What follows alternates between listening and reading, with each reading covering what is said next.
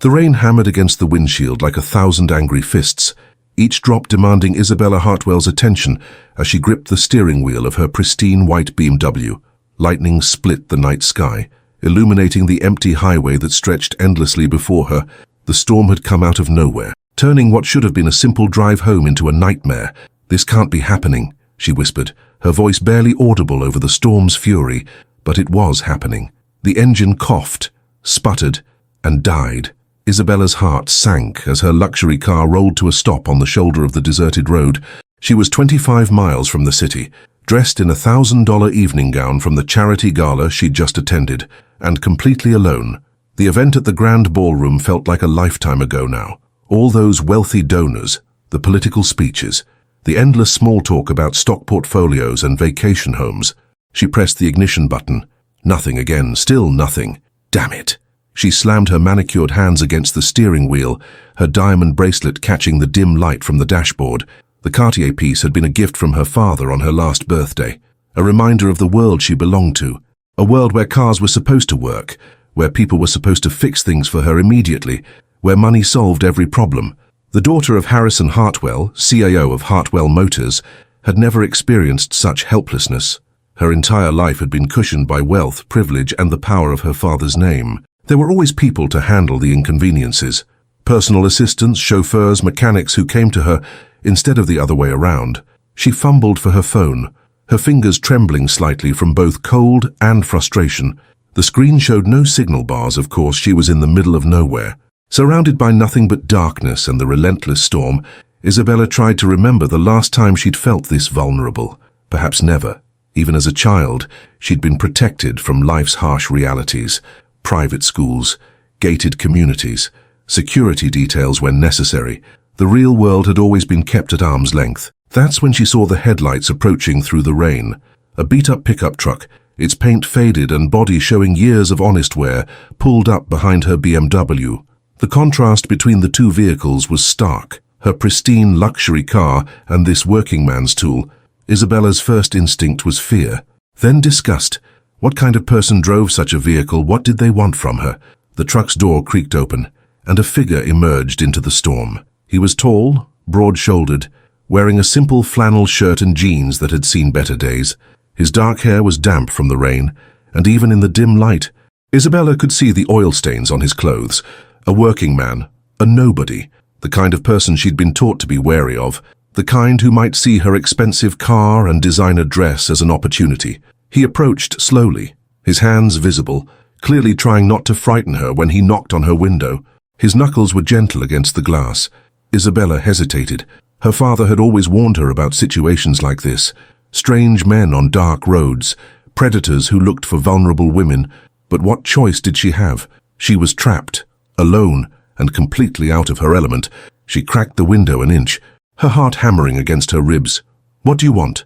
"Looks like you're having car trouble," he said, his voice deep and surprisingly gentle, despite his rough appearance. There was something almost refined about his tone. "I'm a mechanic. Maybe I can help."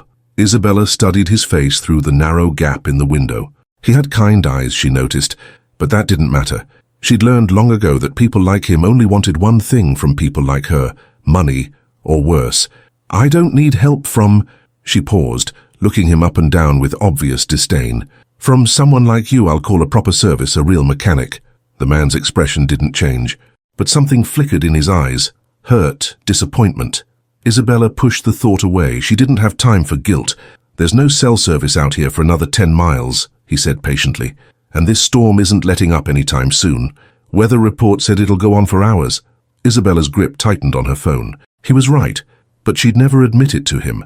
The idea of being stranded here all night, of missing her morning meeting with the board, of having to explain her absence, it was unthinkable. "Look," he continued, water dripping from his hair. "I'm not asking for anything, just trying to help a person in need. That's all." Something in his tone made her pause. It wasn't the desperate eagerness she expected from someone of his station. It was calm, confident, almost dignified. There was an intelligence in his eyes that didn't match his appearance, a quiet strength that made her second-guess her assumptions. "Fine," she said finally, rolling the window up and stepping out into the rain. "But make it quick. The cold droplets hit her bare shoulders like ice needles, and she shivered, wrapping her arms around herself. Her evening gown was already soaked, the expensive fabric clinging to her frame. The silk shoes she'd paid $3,000 for were ruined within seconds. "What's your name?" the mechanic asked, pulling a small but professional-looking flashlight from his pocket. "That's not important," Isabella replied curtly, her teeth chattering. "Just fix whatever's wrong and send me a bill. I'll pay whatever you ask." He smiled slightly, and for a moment, Isabella felt something strange. The rain seemed to slow and the world grew quieter. There was something about his smile that she couldn't quite place, something that made her feel like he was seeing right through her carefully constructed facade. "All right then," he said, "let's take a look under the hood." Isabella watched him move around her car. Noting the way he handled himself, there was a confidence in his movements, a familiarity with expensive vehicles that seemed at odds with his appearance. Most mechanics she'd encountered were intimidated by her father's cars, afraid to touch them without supervision. This man showed no such hesitation. "You were at the Riverside Charity Gala tonight," he said casually, examining her car's exterior. Isabella's eyes widened.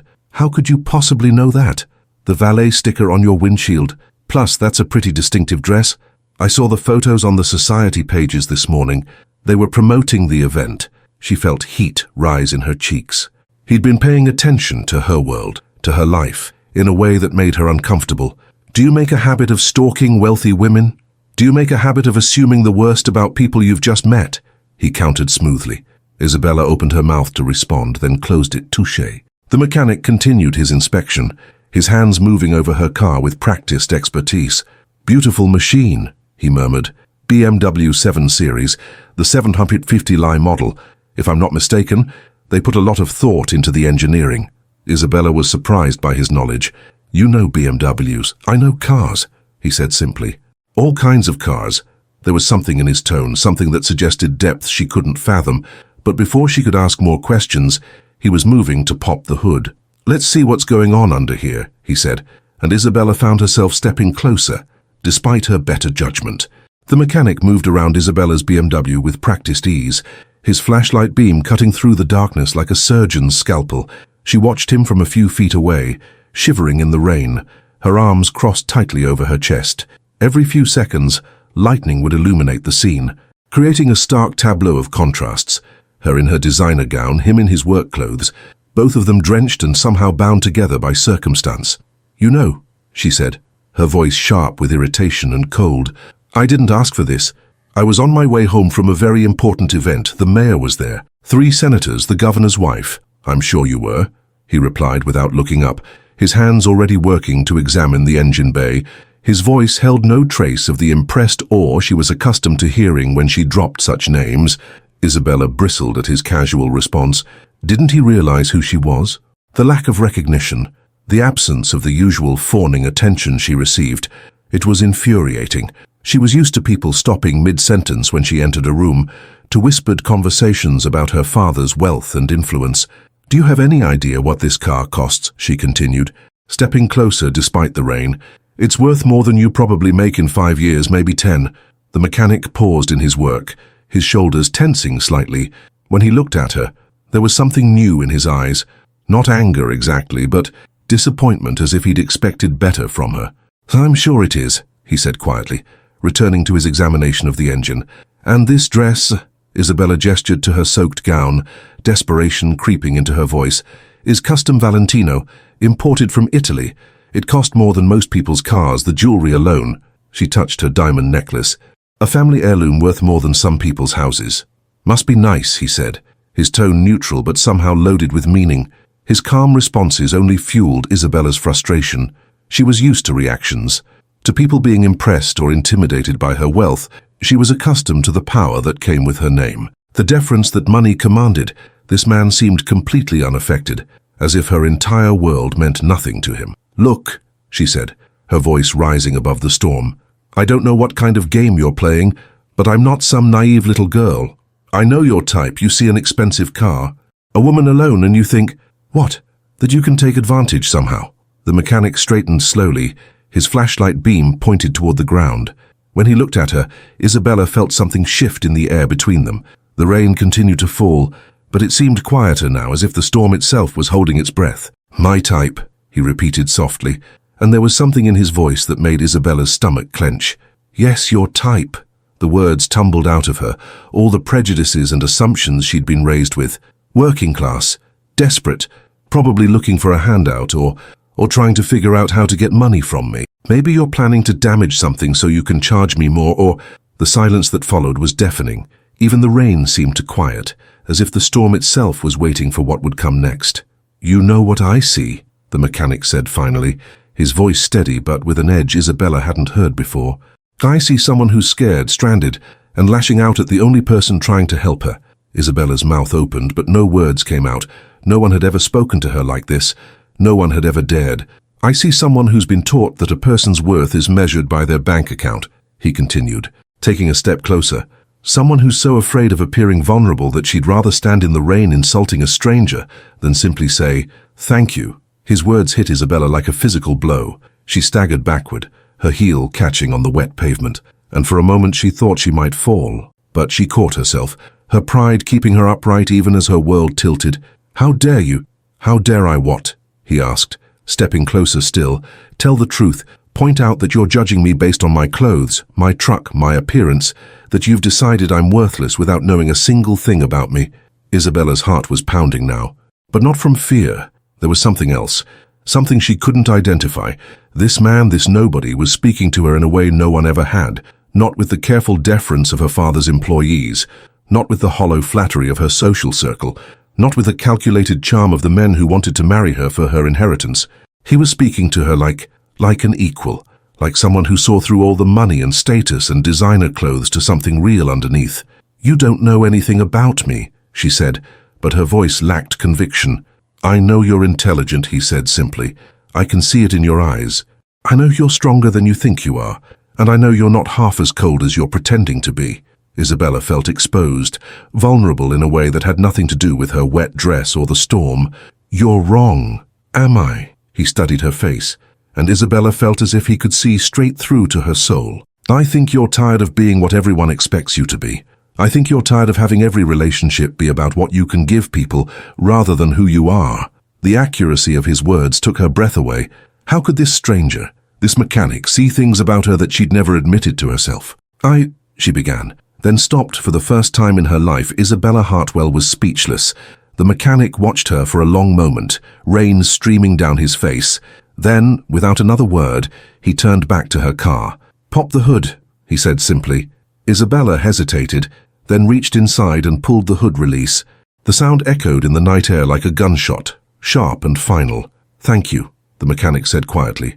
Those two words, spoken with such simple sincerity, made Isabella's chest tighten in a way she'd never experienced before. She stood there, watching him work, and for the first time began to wonder, who was this man? And why did he make her feel like she was meeting herself for the first time? The mechanic's hands moved over the engine with an intimacy that made Isabella's breath catch.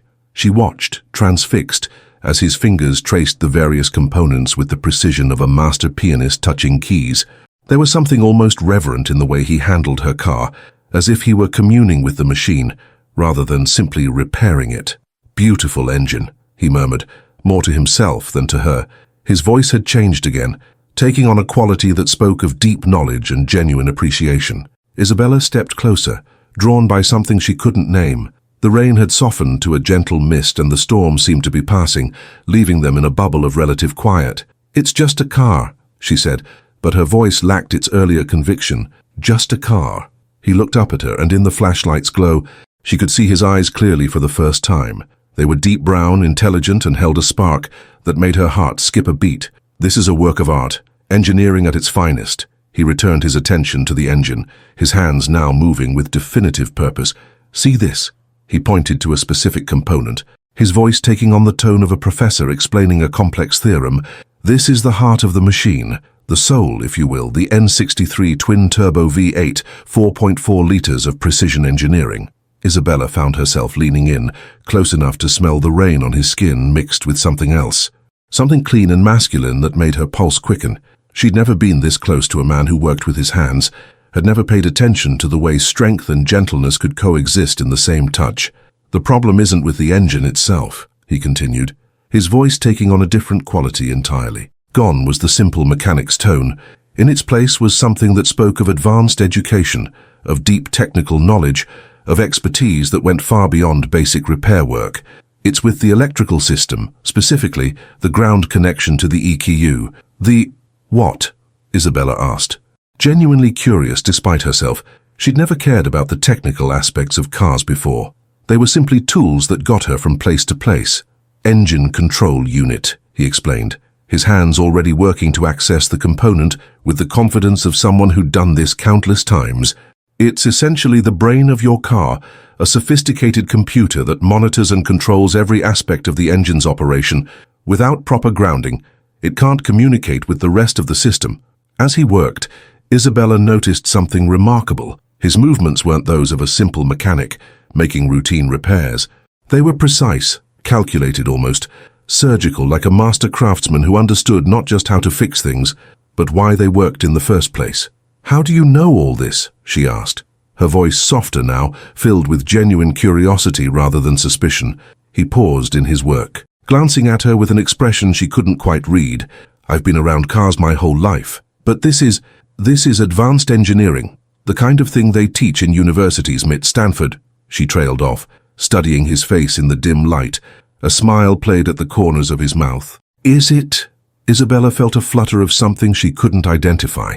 Curiosity, attraction, interest in a man for reasons that had nothing to do with his bank account or social connections. She pushed the thought away, but it lingered like the taste of something forbidden.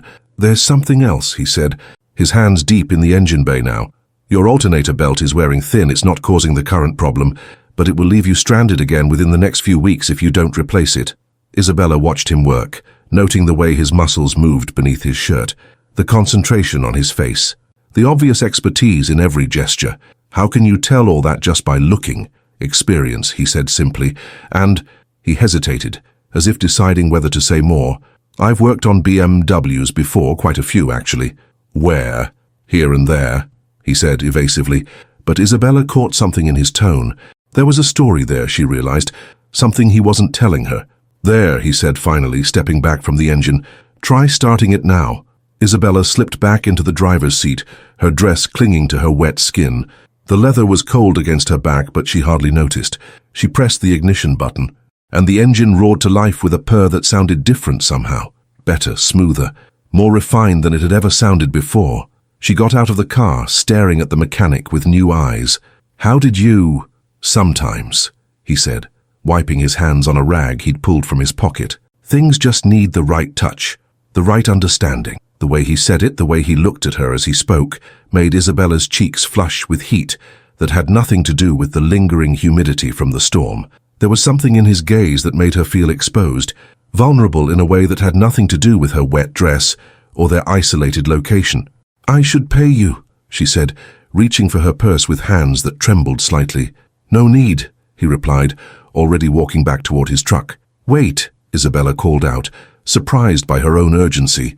The word came out louder than she'd intended, echoing in the now quiet night. I don't even know your name." He paused at his truck door, rain still misting around them like a gentle veil. "Does it matter?" "Yes," she said, and she meant it with a conviction that surprised her. "Yes, it does." He studied her face for a long moment, as if trying to read something there in the dim light. "Marcus," he said finally. "Marcus Thompson." "Isabella," she replied automatically, then immediately regretted it. She never gave her real name to strangers, especially not to people who might recognize it and connect it to her father's company. "Well, Isabella," Marcus said, and the way he spoke her name made her shiver in the best possible way. "Drive safely and maybe next time you won't be so quick to judge." He climbed into his truck, the engine turning over with a sound that was rough but reliable. As he pulled away, Isabella stood in the diminishing rain, watching his taillights disappear into the darkness. As she got back into her car, Isabella's hands were shaking, but not from the cold. Something had changed in those few minutes under the hood. Something fundamental had shifted in her world, and she couldn't shake the feeling that nothing would ever be the same again. The man's face, his hands, the way he'd looked at her. It was all burned into her memory. The intelligence in his eyes, the gentleness in his touch, the way he'd challenged her assumptions about herself and the world. "Marcus Thompson," she whispered his name as she drove toward the city, and each time she said it, her heart beat a little faster. For the first time in her life, Isabella Hartwell was thinking about a man, not for what he could give her, but for what he might help her become. Isabella couldn't sleep. 3 days had passed since the storm, since Marcus and she found herself thinking about him constantly.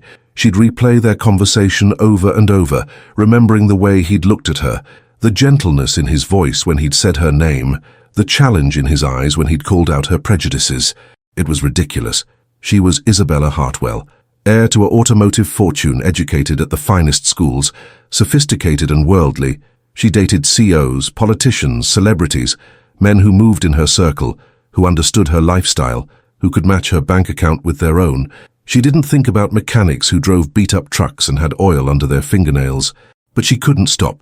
Every time she got into her BMW, she thought about Marcus's hands on the engine. Every time she heard the smooth purr of the motor, she remembered his voice explaining the intricacies of the electrical system. She'd even found herself researching engine control units online, fascinated by the complexity of systems she'd never bothered to understand before. "You're distracted," her father said during their weekly lunch at the prestigious Riverside Country Club. Harrison Hartwell was a man accustomed to being the center of attention, especially his daughters, and Isabella's distant demeanor was clearly bothering him. "I'm fine, Daddy," she said, pushing her Caesar salad around her plate. The dining room around them buzzed with the quiet conversations of the wealthy elite, discussing stock options and charity boards and vacation homes in the Hamptons. "The Richardson boy called again," he continued, cutting into his perfectly prepared steak. "He's very interested in taking you to the automotive charity auction next week. It would be good for business, Isabella. His family's shipping empire has connections we could use." James Richardson III, Harvard MBA, heir to a maritime fortune, perfectly manicured and utterly predictable. Isabella had dated him on and off for months, enduring his tedious conversations about yacht races and his father's political connections. The thought of spending another evening with him, listening to him drone on about his squash game or his latest acquisition, made her stomach turn. "I'm not in the mood for dating right now," she said, surprising herself with the firmness in her voice. Her father's eyebrows rose. "Not in the mood, Isabella. You're 28 years old. It's time to think about settling down with someone appropriate, someone who can help secure your future." Appropriate. The word echoed in her mind, and suddenly she was back on that dark road. Watching Marcus work on her car with those skilled, knowing hands, there had been nothing appropriate about her attraction to him, and that had been part of what made it so compelling. "What if I don't want appropriate?" she asked quietly. "What?" Harrison set down his fork, giving her his full attention for the first time during lunch. Isabella looked up at her father, meeting his eyes with a directness that seemed to surprise him. "What if I want something different?" Harrison's expression hardened. "Different how?" She thought about Marcus's smile, the way he'd challenged her prejudices, the intelligence that had shone in his eyes despite his rough appearance. "Someone real, someone who isn't afraid to tell me the truth, someone who sees me as more than just a bank account or a business opportunity." "Isabella, I don't know what's gotten into you lately, but maybe I'm tired of being treated like a commodity," she interrupted, her voice gaining strength. "Maybe I'm tired of men who are more interested in my inheritance than in me." Harrison leaned back in his chair, studying his daughter with new concern. "Has someone been filling your head with these ideas? Because if some fortune hunter is trying to—" "No one's trying to do anything," Isabella said, standing abruptly. "Maybe I'm just growing up. Maybe I'm just realizing that there's more to life than charity galas and business mergers." "Isabella, excuse me," she said, grabbing her purse. "I need some air." She walked out of the dining room, ignoring her father's calls and the curious stares of the other diners.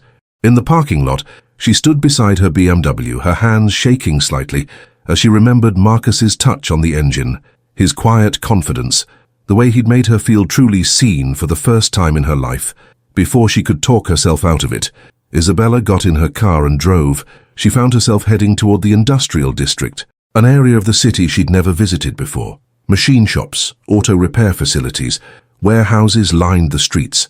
It was a different world from the manicured lawns and pristine buildings of her usual environment. Here, people worked with their hands, created things, fixed things, built things that mattered.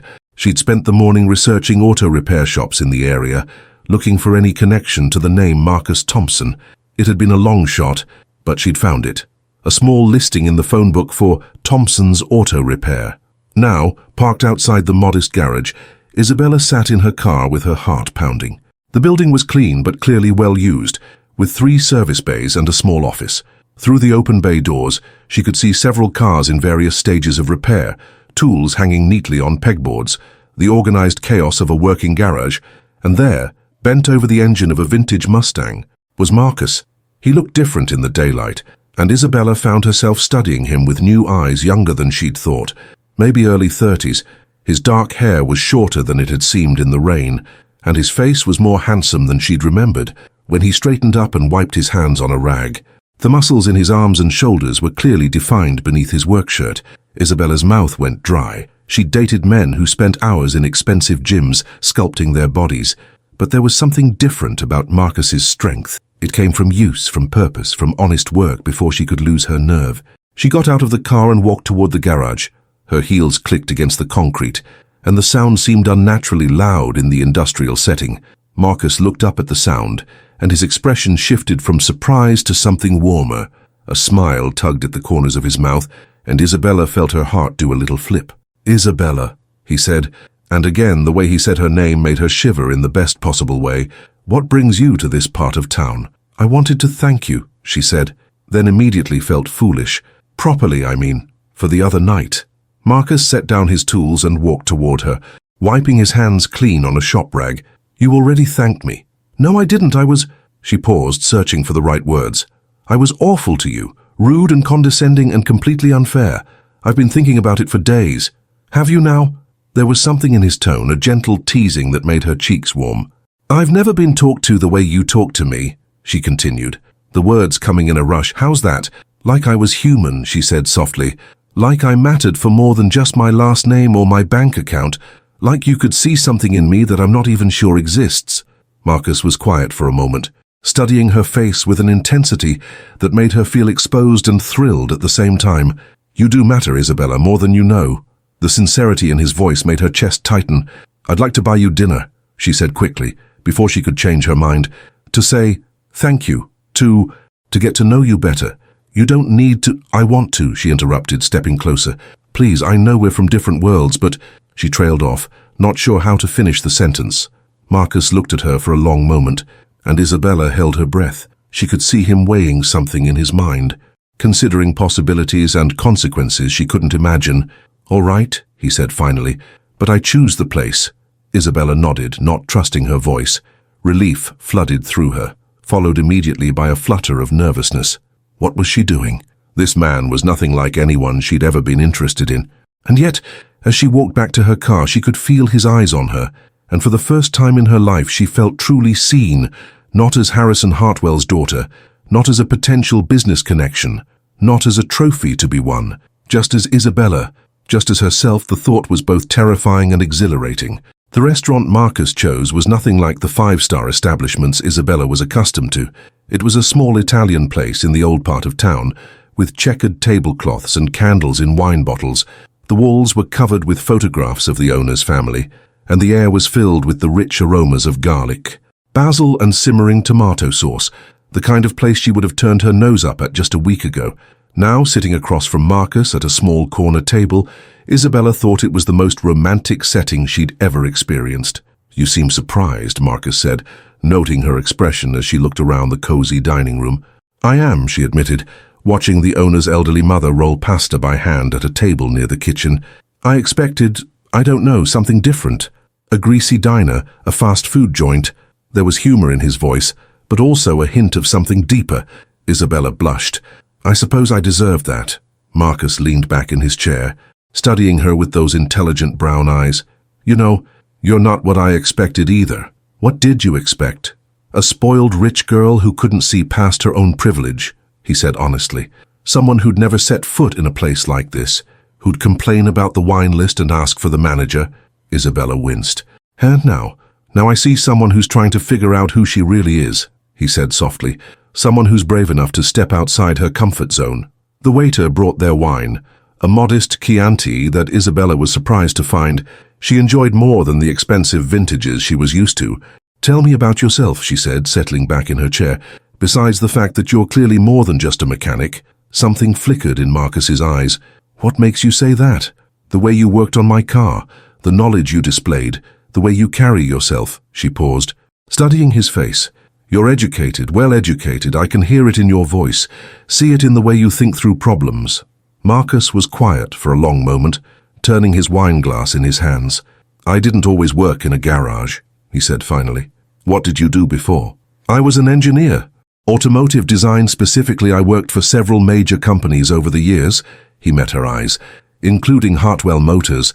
Isabella's wine glass slipped from her fingers, red wine spreading across the white tablecloth like blood. What? I worked for your father's company for 3 years, Marcus continued, his voice steady despite the bombshell he'd just dropped. I was the lead engineer on the HM7 project. Isabella's mind reeled. The HM7 was one of Hartwell Motors' most successful models, a revolutionary design that had helped establish the company as a leader in the luxury automotive market. It had won awards, generated billions in revenue, secured her father's reputation as a visionary.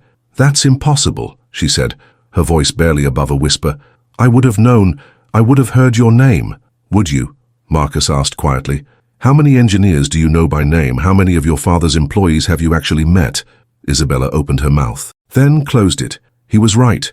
She'd been to the company headquarters countless times, had attended board meetings and product launches and corporate events, but she'd never paid attention to the people who actually did the work. They were invisible to her, part of the machinery that made her comfortable life possible. Why did you leave? She asked. Though part of her already feared the answer, Marcus's expression darkened.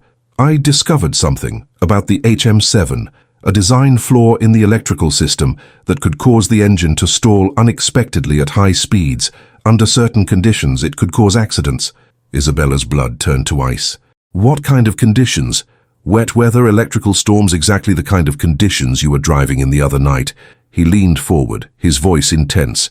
I took my findings to the board, recommended an immediate recall of all HM7 models until we could implement a fix. But there was never a recall, Isabella said slowly. Pieces of a horrible puzzle beginning to fall into place. No, there wasn't. Marcus's voice was bitter now. I was told the flaw was acceptable risk, that fixing it would cost too much, affect too many vehicles. The board decided that the potential lawsuits were cheaper than a recall. Isabella felt sick. How many people? 17 accidents that we know of, 3 fatalities. Marcus's voice was quiet, but each word hit Isabella like a physical blow. All could have been prevented with a simple fix that would have cost less than $50 per vehicle. Isabella's hand flew to her mouth, tears welling in her eyes. Oh my God, those families, those people. When I refused to stay quiet about it, when I threatened to go to the media, Marcus continued, his jaw tightening with remembered anger.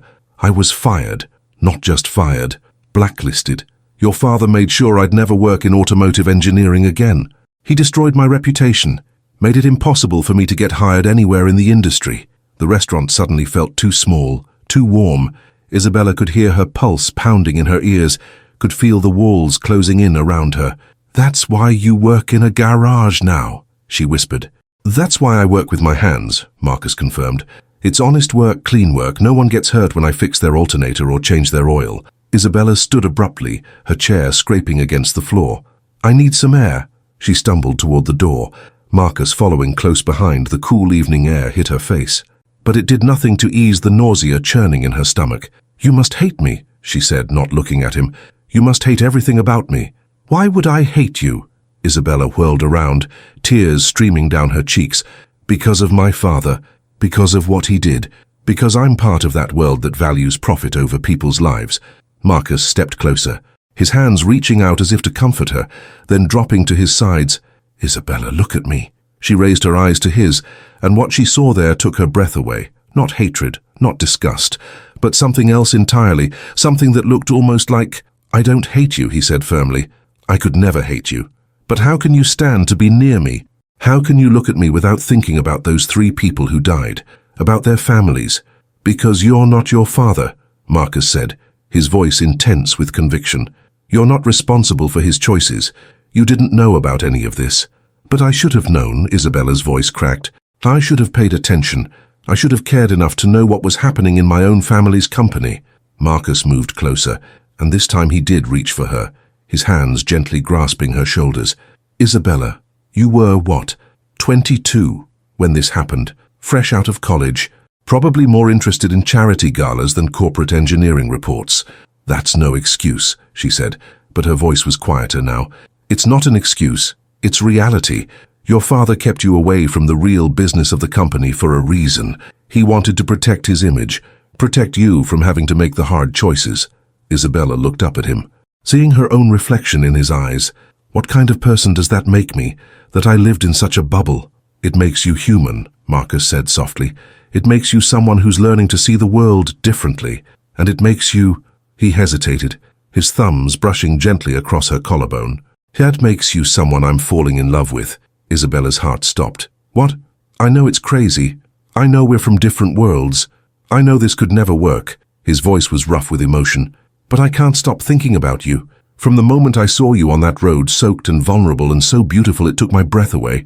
Isabella silenced him with a kiss, her hands fisting in his shirt, pulling him closer when they broke apart. Both were breathing hard. "I love you too," she whispered against his lips. "I don't know how or when it happened, but I do."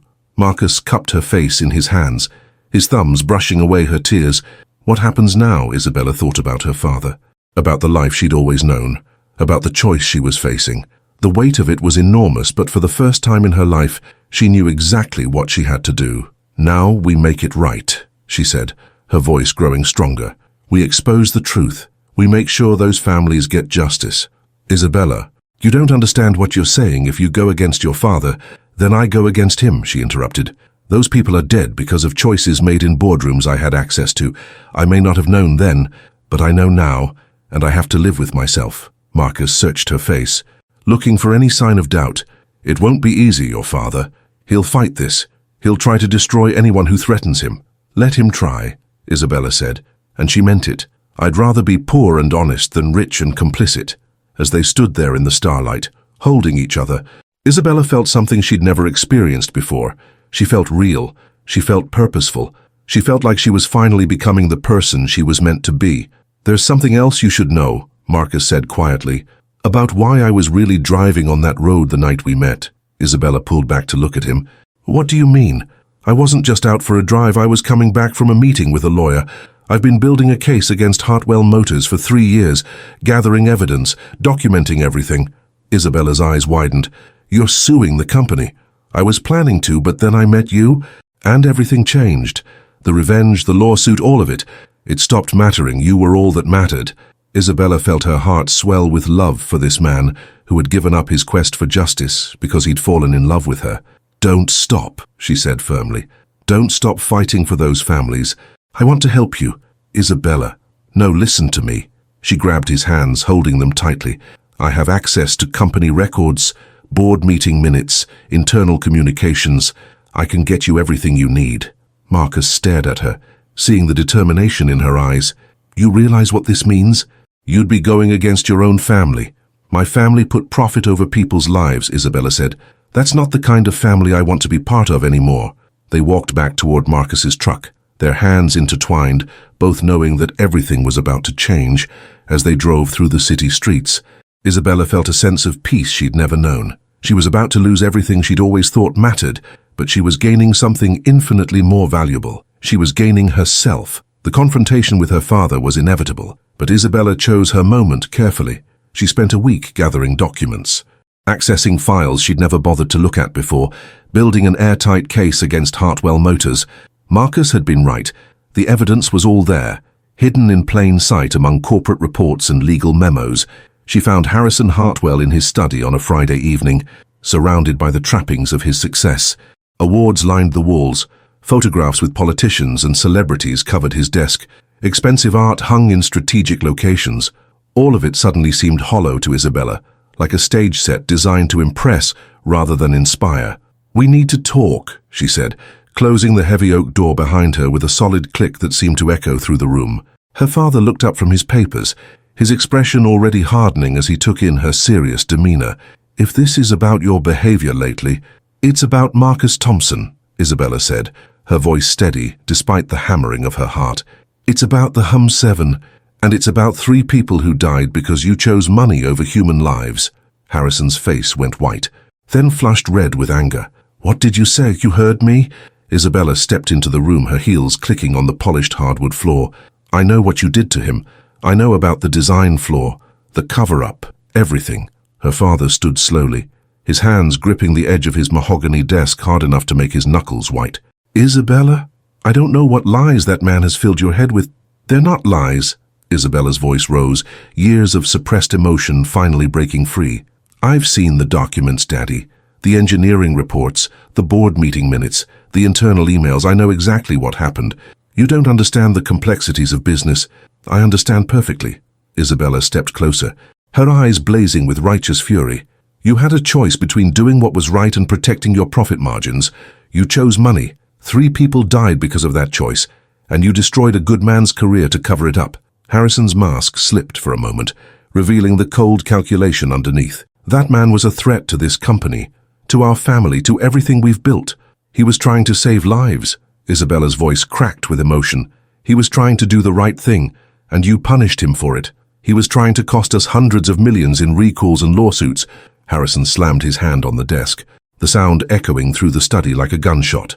I did what I had to do to protect what we've built, to protect your future. Isabella stared at her father, seeing him clearly for the first time in her life, the man she'd idolized, the successful businessman she'd been raised to emulate. He was nothing more than a corporate sociopath who valued stock prices over human lives. And I'm going to do what I have to do to make it right, she said, her voice growing stronger with each word. What are you talking about? I'm talking about going public. I'm talking about giving Marcus everything he needs for his lawsuit. I'm talking about telling the world what really happened and why Marcus Thompson was fired. Harrison's face turned purple with rage. You wouldn't dare. Watch me. Isabella, if you do this, you'll destroy everything. His voice was desperate now, pleading. The company, our family name, your inheritance, everything we've worked for will be gone. I don't care about any of that. Isabella's voice broke with the weight of her conviction. I care about being able to look at myself in the mirror. I care about those 3 families who lost someone they loved. I care about being worthy of the man I'm in love with. Love. Harrison laughed bitterly, but there was no humor in the sound. You think that mechanic loves you. He's using you. Isabella, he's using you to get revenge on me. He planned this whole thing. No, said a voice from the doorway. He didn't. Both Isabella and her father turned to see Marcus standing in the entrance to the study. He was dressed in a suit Isabella had never seen before, charcoal grey and perfectly tailored, his hair neatly styled, his presence commanding in a way that transformed him completely. Marcus, Isabella breathed, her heart leaping at the sight of him. How did you get in here? Harrison demanded, reaching for his phone to call security. Marcus smiled, but it wasn't the gentle smile Isabella had fallen in love with. This was something harder, more determined, backed by years of planning and preparation. I still have friends in this company, Harrison, people who remember what really happened, people who've been waiting for the right moment to speak up. Security, Harrison barked into his phone, but Marcus's next words stopped him cold. I wouldn't do that if I were you, Marcus said calmly. Not when the entire board of directors is waiting in the conference room to hear what I have to say. Not when representatives from the Department of Transportation are sitting with them, and definitely not when there are journalists from 3 major newspapers in the lobby. Isabella's heart pounded as the implications hit her. What's going on? Marcus looked at her, and his expression softened with love and regret. I'm sorry, Isabella, there's something I haven't told you, something I should have mentioned before. What? I didn't just work for Hartwell Motors, he said, his voice gentle but firm. I was also one of the original investors, back when your father was just starting the company, when he needed capital to get off the ground. I provided it. I own 15% of Hartwell Motors. Isabella's world tilted on its axis. What? When your father fired me, I didn't just disappear, Marcus continued, his eyes never leaving her face. I've been building a case, gathering evidence, waiting for the right moment to expose the truth. I never meant for you to get caught in the middle of this. Harrison's face was ashen now, beads of sweat forming on his forehead. You planned this, all of it. The meeting on the road, seducing my daughter. No, Marcus said firmly, stepping into the room with quiet authority. I never planned to fall in love with Isabella. That was real, that is real. It's the most real thing that's ever happened to me. Isabella looked between the 2 men, her mind racing as she tried to process everything. The night on the road, was that planned too? Marcus turned to her, his eyes pleading for understanding. No, I swear to you, that was pure chance, fate maybe. I was driving back from a meeting with my lawyers and the DOT investigators when I saw your car. I almost didn't stop, but you did. I did. And the moment I saw you, everything changed. His voice was rough with emotion. The revenge, the company, the lawsuit, all of it stopped mattering. You were all that mattered. Isabella felt tears on her cheeks, but she wasn't sure if they were from joy or heartbreak. So what happens now? Now, Marcus said, I give you a choice. I can walk away, forget about the company, forget about justice, forget about everything except you, or you can stand with me, help me make this right, help me save the company your father built by forcing him to be the man he should have been all along. Isabella looked at her father, seeing him for what he truly was, a man who had chosen greed over conscience, profit over human decency. Then she looked at Marcus, seeing the man who had shown her who she could be, who she was meant to be. The choice wasn't difficult at all. She walked to Marcus and took his hand, feeling the calluses on his palms, the strength in his fingers. What do you need me to do? The smile that spread across Marcus's face was radiant, filled with love and admiration and hope for their future. Just be yourself. Be the woman I fell in love with. Be the woman who's strong enough to choose what's right over what's easy. Isabella, please, Harrison pleaded, his voice breaking. You're my daughter. I love you. I did everything for you. For our family. Isabella turned to face her father, her heart breaking for the man he could have been. I love you too, Daddy, but I can't be part of this anymore. Those families deserve justice. Marcus deserves vindication, and I deserve to live with a clear conscience. If you do this, you'll have nothing. Harrison's voice was desperate now. No money, no inheritance, no family. I'll have everything that matters, Isabella said softly, squeezing Marcus's hand. I'll have love. I'll have integrity.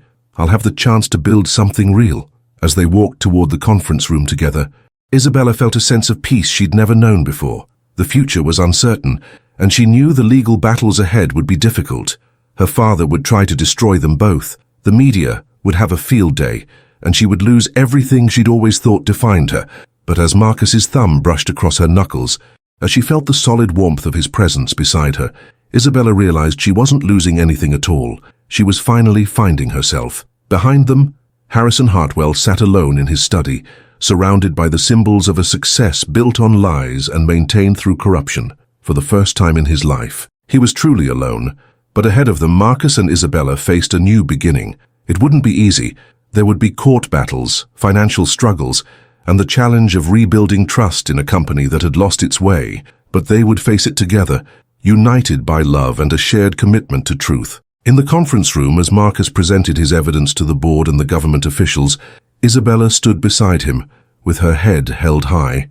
She answered their questions honestly, provided the documents she'd gathered, and told them everything she knew about her father's cover-up. It was the hardest thing she'd ever done. It was also the most important. Hours later, as they walked out of the building together, Isabella felt lighter than she had in years. The weight of complicity, of willful ignorance, had been lifted from her shoulders. What happens now? She asked, looking up at the stars that were just becoming visible in the darkening sky. Now we rebuild, Marcus said, stopping to face her. The company, our lives, everything, we do it right this time. Together. If you'll have me, he said, pulling a small velvet box from his pocket. Isabella Hartwell, will you marry a reformed mechanic who's probably about to be very busy testifying in federal court? Isabella laughed through her tears, her heart soaring as she looked at the simple but beautiful ring he was offering her. Yes, she said, throwing her arms around his neck. Yes, yes, yes. As they kissed under the starlight, Isabella thought about the storm that had brought them together. It had been dark and frightening and completely unexpected. But it had also washed away the lies and pretenses that had been keeping her from the life she was meant to live. Sometimes, the most powerful storms were the ones that cleared the sky for something beautiful. Sometimes the most important journeys began with a breakdown on a dark road. And sometimes love really could conquer all, especially when it was built on truth, courage, and the willingness to fight for what was right.